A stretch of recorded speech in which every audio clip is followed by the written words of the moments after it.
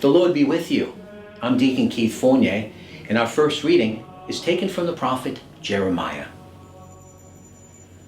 The word which came to Jeremiah from Yahweh as follows.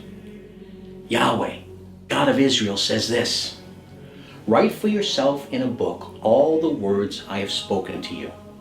Yes, Yahweh says this: your wound is incurable, your injury past healing. There's no one to plead your cause. For an ulcer there are remedies, but for you, no cure at all. All your lovers have forgotten you. They look for you no more. Yes, I have struck you as an enemy strikes, with cruel punishment, because of your great guilt, countless sins. Why cry out because of your wound? Your pain is incurable. Because of your great guilt and countless sins, I have treated you like this. But Yahweh says this: look, I shall restore the tents of Jacob and take pity on his dwellings. The town will be rebuilt on its mound, the stronghold where it ought to stand. From them will come thanksgiving and shouts of joy. I shall make them increase, they will not decrease. I shall make them honored, no more to be humbled.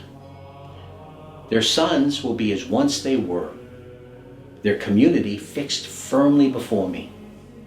And I shall punish all their oppressors.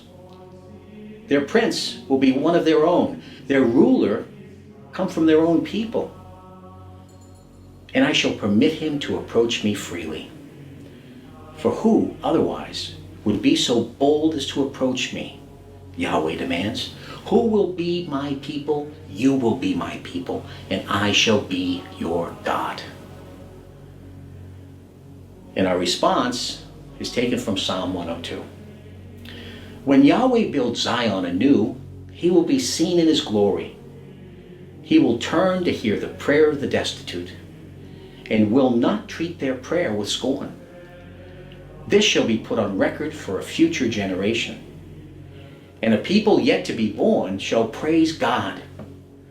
Yahweh has leaned down from the heights of his sanctuary.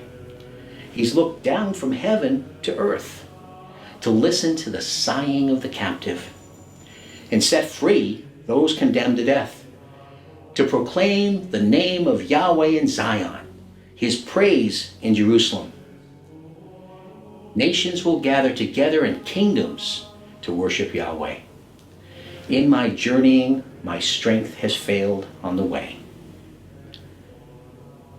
A reading from the Holy Gospel according to St. Matthew.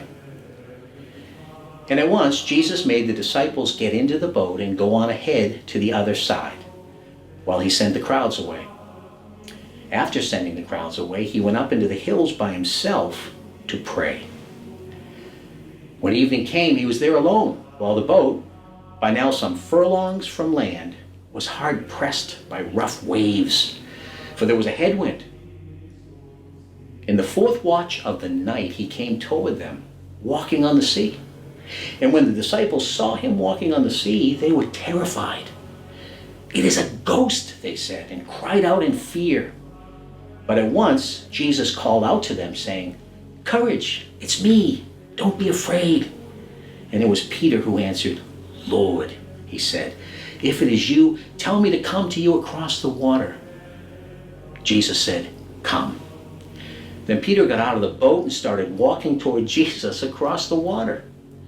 But then, noticing the wind, he took fright and began to sink. "Lord," he cried, "save me." Jesus put out his hand at once and held him. "You have so little faith," he said. "Why did you doubt?" And as they got into the boat, the wind dropped. The men in the boat bowed down before him and said, "Truly, you are the Son of God." And having made the crossing, they came ashore at Gennesaret. When the local people recognized him, they spread the news through the whole neighborhood and took all who were sick to him, begging him just to let them touch the fringe of his cloak. And all those who touched it were saved. The gospel of the Lord.